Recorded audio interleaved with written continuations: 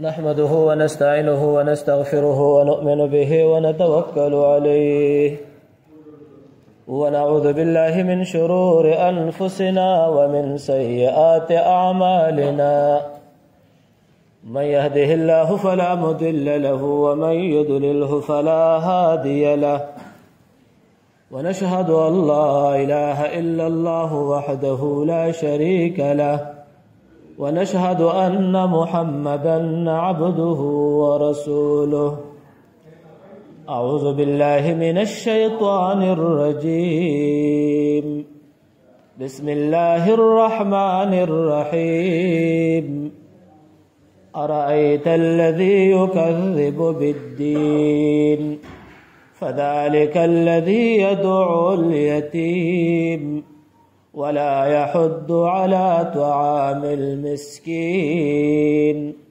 فويل للمصلين الذين هم عن صلاتهم ساهون الذين هم يراءون ويمنعون الماعون إن الله وملائكته يصلون على النبي يا أيها الذين آمنوا صلوا عليه وسلموا تسليما زمان وطول بجمان درود الشريف اللهم صل على محمد وعلى آل محمد كما صليت على إبراهيم وعلى آل إبراهيم إنك حميد مجيد اللهم بارك على محمد وعلى آل محمد كما باركت على إبراهيم وعلى آل إبراهيم إنك حميد مجيد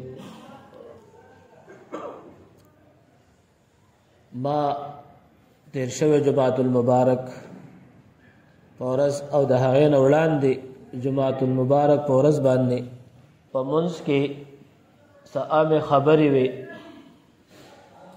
او د ملګرو سوالونه او د هغې جوابات اوس تیر شوی جماعت المبارک پورز خو زما د یقین ومای آینده جمعه به بیا دې کې باس مباحثه نه کوم خو څه ملګرو نور سوالونه او جوابونه وې دا ضروري دي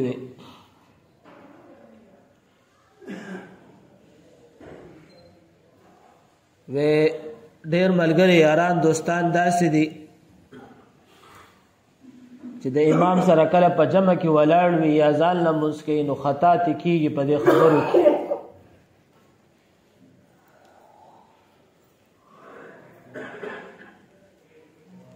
قرآن کریم کی سورۃ ماعون سورت کے اللہ فرمائی فویل للمصلین الذین هم عن صلاتهم ساہون فویل عربی کی ہلاکت توئی وی ہلاکت توی دا آغا منزگزار دا پارا چې دې په منځ کې خطاونه کوي منځ نه زده کوي د منځ پابندي نه کوي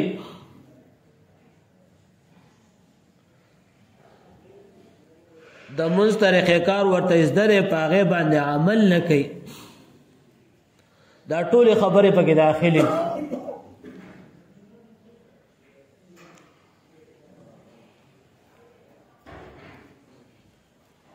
مونږ چې کله تاسو اکثر منځونه زده کړلې طریق عمل چاته پلارانو زده کړې او چاته په کور کې موریانو زده کړې چاته خویندو زده کړې البته ډېرو کمو خلکو په معاشره کې منځ د علماو سره زده کړی منځ خو موږ ټول د علماو سره زده کوو خو طریق عمل چې کم زده کوو د حرکاتونه وغیره پہچانه پوهېدل دا اکثریت زموږ په کورونو کې شوي ما خپل ذاتي د منځ طریق عمل ما ته خپل مور زده کړی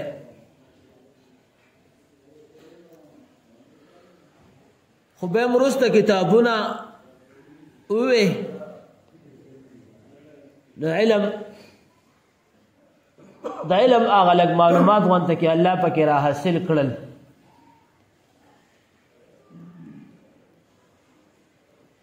خو مونږ او تاسو چې د امام سره مونځ کوو امام کې سات د هغې طریقه زم ډېرو ملګرو ته به دا خبره زده مي خو خیر د نورو ملګرو دپاره او په علم کې اضافې راشي.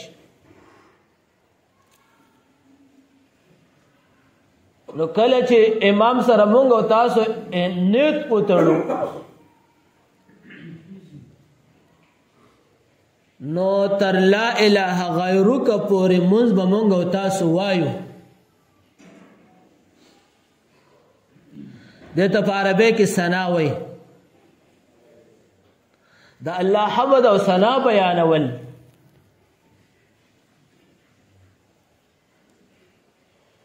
بیا چې مونږ او تاسو د امام سره یو نو چې لا اله غیرک پورې زمونږ او تاسو مونږ ختم شي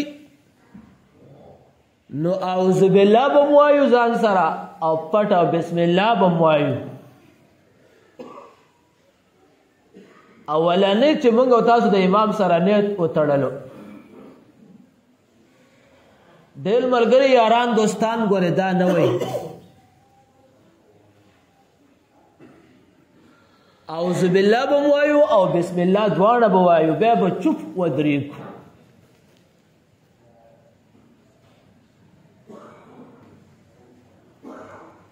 بیا تاسو ما مخکې پوهې کړی وای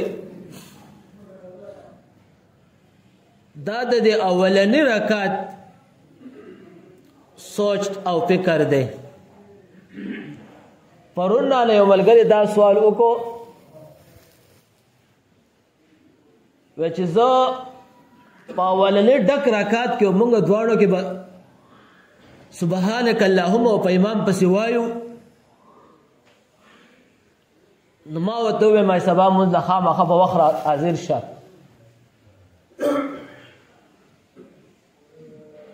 نو دویم رکعت ته چې مونږ کله د امام سره پاسېږو نو په دې صورت کې به مونږ بیا ثنا نه وایو سبحانک اللهم تر لا اله غیرک پوری او اعوذ بالله به نه وایو صرف بسم الله به ځان سره ځکه پټه ووایو.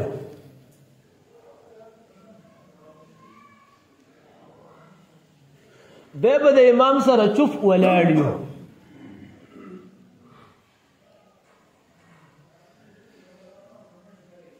بیا همدغه شانتې امام چې کله قاعدې ته لاړ شي امام چې کله په منځ کې په قاعده کې کینی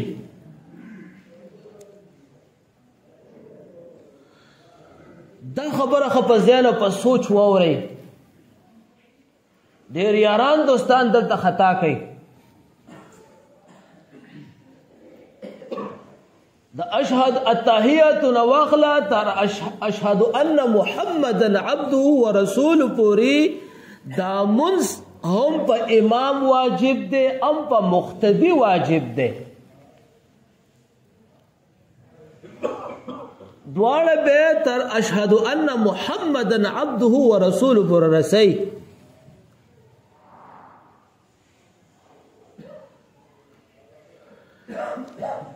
کچره دا امام مخ کی ورسو مقتدی رسول نه دی امام پاسې دو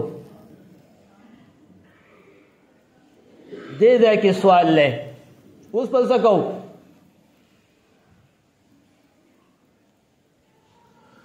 نو یاد ساتئ مقتدی به نه پاسېږي. امام د خپل هر سفره کوي دا مقتدی به د اشهد ان محمدن عبده ورسوله پورې منځ رسي.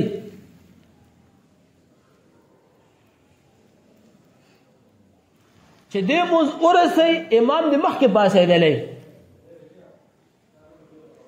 دې پاسېږي.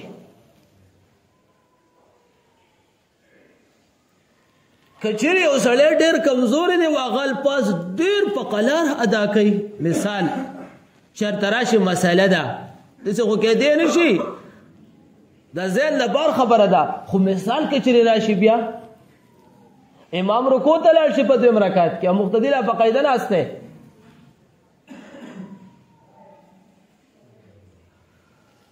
نو چې دې مقتدی پوهېږي چې اوس دې صورت کې زمانه رکعت ځي نو دې به بیا مونځ پرېږدي دغلته چې هر ځای ته یې رسولی مونځ به پرېږدي ځکه واجب الفاظ به پرېږدي او دې فرضیت درجه به ادا کوي.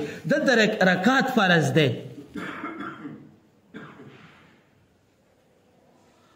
نو دې به پاسېږي او د امام سره په رکوع کې شامل شي ډایرک. تکبیرات په خپل کوي د قاعدې نه چې کله پاسېږي او بیا چې کله امام سر رکوع ته سړی ځي دا تکبیرات کوي نو مقتدی هم دا تکبیرات کوي.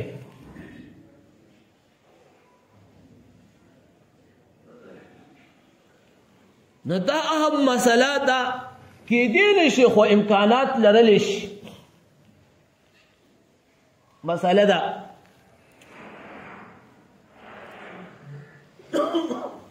سبحانك اللهم د لا اله غیرک پورې مونږ او تاسو باندې په مونږ کې یو پیر دی. ګوره ښه چې کله مونږ او تاسو د امام سره ودرېږو یا چې کم د ځان له مونځ کوو 4 رکعاته کوو 2 رکعاته کوو په یو سلام کې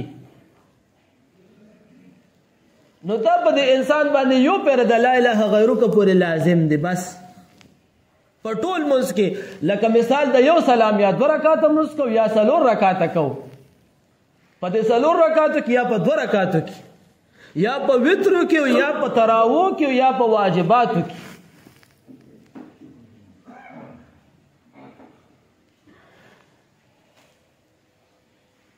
اوس که چېرې یو سړی 4 رکعات وکړي او بیا پاسېږي 4 رکعات سنت کې یا 2 رکعات سنت کې ګوره بیا هم سبحانک اللهم لا اله غیرک پورې دې مونځ کوي وایي.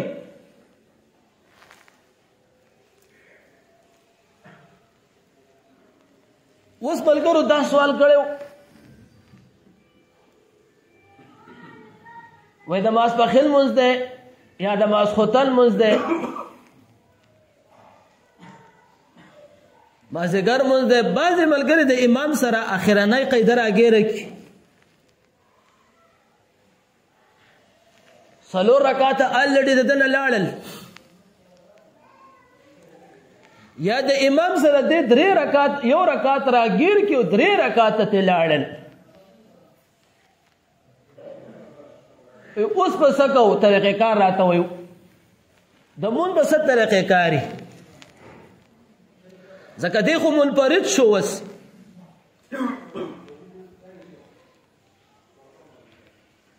دا مقتدي پاسېدو انفرادي شو ځان لش بقایا رکعت راګرځي. مثال د دنه 4 رکعات مونځ دی یا 3 رکعات له دنه تللی دی یو رکعت راګرځولی دی. که 4 رکعات مونځ د دنه تللی دی نو چې کوم ترتیب د مونځ دی هغه ترتیب به اختیاري.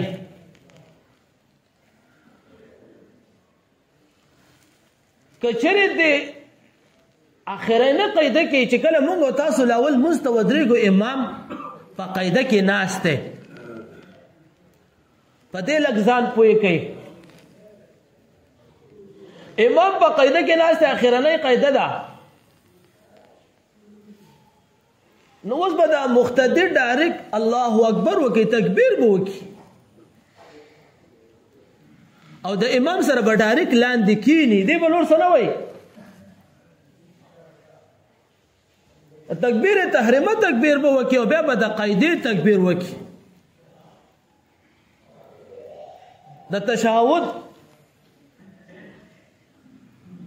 دی به د تشهود تکبیر وکي نو دی به کینی. بیا چې کله امام سلام وګرځي نو دی به پاسېږي ګوره دی به مونږ د کوم ځای نه شروع کوي دی به مونږ د سبحانک اللهم نه شروع کوي. ګوره دی به د الحمدلله مونږ نه شروع کوي ځکه د نه خو صلات تللی ده.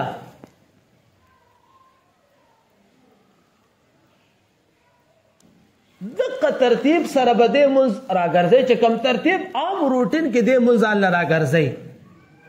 نور الله رب العزت دله د امامت ثواب د جماعت ثواب الله دله ورنصیب کو. دا خپل لوی مسائل لی بیا دې باندې مې دوه درې جمعې بحث کیږي.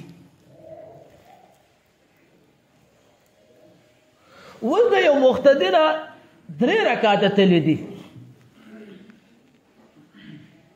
اوس ملګرو دغلته سوال کړی وای دلته زمونږ ډېره لا علمي ده څه به کوو. اوس دې منفرد شو دی به پاسېږي کچرې د ثنا د امام سره ویلې وه د لا اله غیرک پورې مونځ د ویلې په شروع کې د امام سره نو بیا په ده باندې ثنا نشته د لا اله غیرک پورې ده باندې مونځ نشته سبحانک اللهم نوالت لا اله غیرک پورې. او کچرې ته د امام سره ثنا نه به ویلې نو دی به سټارټینګ شروع کوي د ثنا نه سبحانک اللهم نه.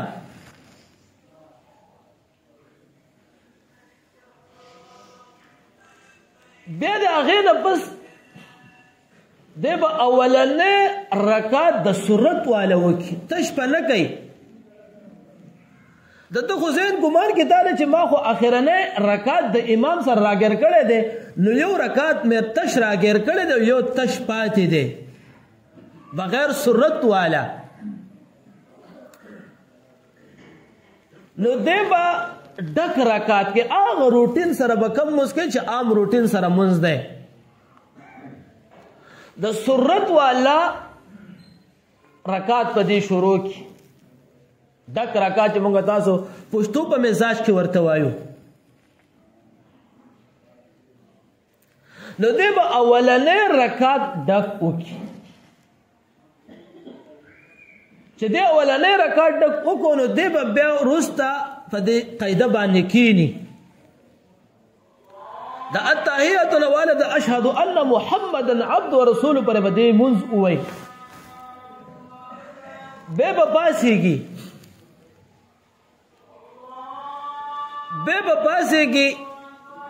او بیا به بل رکعت ډک وشي. دی به دا بل رکعت به چې کوم دی هم ډک وکړي د سورت والا خو مونځ به د الحمدلله وایي بسم الله کې سات. او یاد ساتئ ګورې مونږ او تاسو باندې په ټول مونځ کې یو پیر اعوذ بالله ده.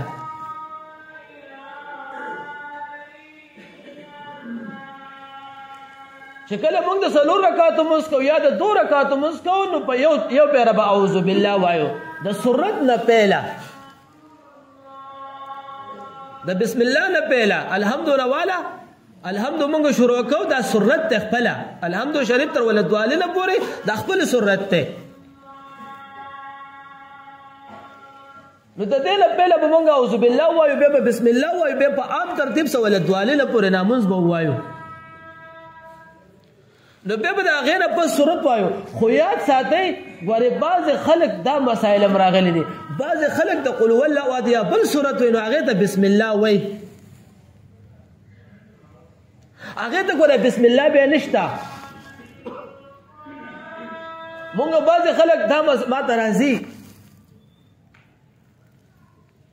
نو بسم الله سٹارټ کی بیا بسم الله نه وي ځکه ستا په شروع کې سورت فاتحه ته په اولنی رکعت کې بسم الله شوی ده نو هغه د دې سورت هم بسم الله ده د هغه سورت هم بسم الله ده. نو دې به دا چې دې پاسې کې نو دې به دا هم دا یو رکعت ډک وکړي اولنی رکعت هم در ډک وکړو منفرد دی او دویم هم ډک وکړو سورت والا منځ سورت والا رکعت ادا کو. بیا به د هغې نه پاسېږي بیا به دا خو منځ کې به قاعده نه کوي ګوره بیا به د هغې نه پاسېږي بل رکعت په تش وکړي نو ده د امام سره یو تش رکعت راګیر کړی و غیر سورت والا او دا تش رکعت چې بل وکړو نو دا هم غیر سورت والا رکعت شو نو هغه ترتیب برابر شو کوم چې د عام روټین د منځ دی. امام سره د یو تش رکعت راګیر کړو اخره کې د هم تش رکعت وکړو نو تش رکعت د تش سره میلاو شو او ډک رکعات زمونږ د ډک رکعاتونو سره میلاو شول. نو دا دغه شانتي زمونږ او ستاسو د مونځ طریقې عمل له. خو ذهن کې یو خبره بله یاد وساتئ، آخره قاعده ده امام سره زمونږ اصل ټول مونځ چې کوم به مونږ تاسو فرض او واجب او وغیره هغه د اشهد ان محمدا عبده ورسوله پورې دی. به وړاندې درود شریف ته کتابونه دام لیکلي دي. کچره وسړی باندې ډېره سخته تعدید یا د جمع ودرېږي نو دې د اشهد ان محمدا عبده ورسوله پورې مونځ ورسئ، سلام دې وکړئ او ډایرکټ پاسې کې دغه کې د شامل شي، جماعت مونځ کې د شامل شي. د ده مونځ وشو. نو زمونږ ټول مونځ د اشهد ان محمدا عبده ورسوله پورې دی. به وړاندې درود شریف ته اللهم صل علی محمد وعلى آل محمد. مونږ تاسو ته درود ابراهیمي وایو. به د هغې نه پس دعا ده اللهم ربنا آتنا فی الدنیا حسنه وفي الاخرة حسنه وقنا عذاب النار. دا دعا را په یاد شوه. دا مې پس له ډېر ارمان دی چې دا دعا کې درته هم باس وکم. ځکه ډېر ملګري زه ویلم او د زه کې قسم دی ډېر سخت خفه شم چې بغیر د دعا نه دې ولاړ شي مونځ ادا کړي. دا خپل یو لوی فیلډ باس مو باید دو درې جمعې دې کې هم باس دی. ځکه یو سړی مزدوري وکړي او بغیر دې د نیک نه تنخواه نه غواړي ولاړ شي نو د دې مزدوري پیدا ونه کړه، ځان یې ستړی کو. نبی صلی الله علیه وسلم فرمایي الدعاء مخ العباده. دعا مغز د عبادت ته. رسول الله صلی الله علیه وسلم په جنگ بدر کې 313 صحابه ورسره دي او یو طرف ته دنیا لشکر را جمع شوی دی. 2 رکعات مونځ یې وکړو او بیا الله ته په ژړا شو چې یا الله دا لږ کسان مې دله راوستي دي 313 صحابه بدري او یا الله پروردګاره که دا ختم شو نو څوک به د کلمې د نوم اخیستونکي پاتې نه شي. او الله ته په ژړا شو. د الله رسول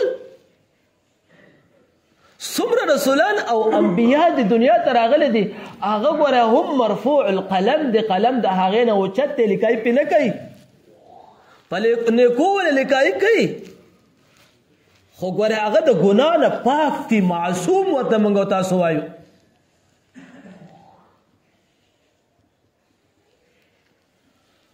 د ګناهونو نه انبیا او رسولان ټول پاک دي. که چېرته یو عمل داسې وشي نو هغې ته بیا خپل لوی بحث په هغې باندې دی. نو حضرت عائشہ امهات المؤمنین رضی الله تعالی عنها فرمایي رسول الله صلی الله علیه وسلم چې د تهجد لمونځ وکړو څومره بیا ژړل الله ته دعا کړي.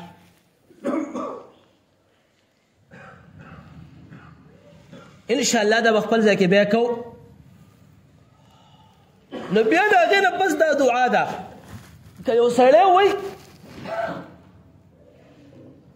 چې زه د دې نه پس نورې دعاګانې ځان له غواړم خو عربي پښتو اردو نه پارسي نه د عربۍ دعاګانې خو مسنون چې کوم زمونږ د خوږ پیغمبر د محمد صلی الله علیه وسلم نه نقل لی نور دعاګانې به نه غواړي کوم چې په قرآن کې ذکر دي. زه اکثر دا یو اخرنۍ خبره ټایم نشته د چا چې اولاد نه یا د چا نر اولاد نه یا د چا نور مشکلات وي د ژوند نو زه ول دا دعا ورکوم ډېره بهترین تجربیاتونه ثابته ده زم اللهم ربنا آتنا في الدنيا حسنه وفي الاخره حسنه دا چې ته کله وې نو د هغې نه پس ته دا دعا که په فرض کې ولاړې که مستحب کې که سنت کې که هر څه کې قرآن کریم کې سورې فرقان کې ذکر د اخرنۍ آیات مبارکه دی د سورې فرقان یو نیم آیات ته ربنا هب لنا من ازواجنا وذرياتنا قرة اعين وجعلنا للمتقين اماما زم دا خپل روټین کې دا را جوړ کا او دا غیر په سبه سلام ګرځي کچره یو سره دو پیری وي درې پیری هم کراحت نشتا زه ډیرو ملګرو یارانو دوستانو لدا ورکوم هم داسې وایي او ډیره خسته د دې خسته د الفاظو معنی ډیره خسته معنی دي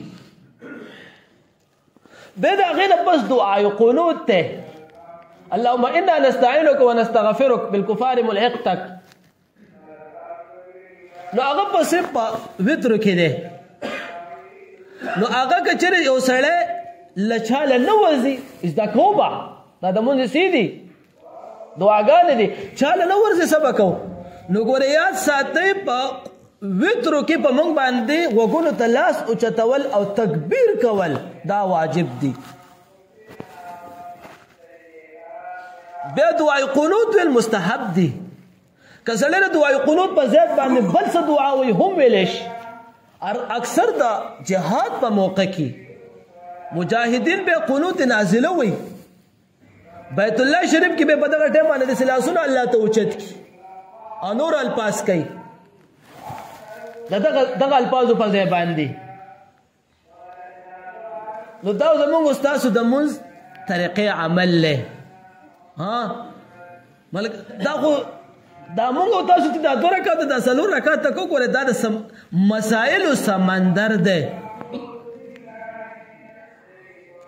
کچا د څه مشکلات وي به باندې د تاسو کولای شي ان شاء الله په دې جمعه به دا 3 جمعه پکې باس او شو دا به اختتام کو الله دې موږ تاسو له ټولو د عمل کولو توفیق را نصیب کړي واخر دعوانا ان الحمد لله رب العالمين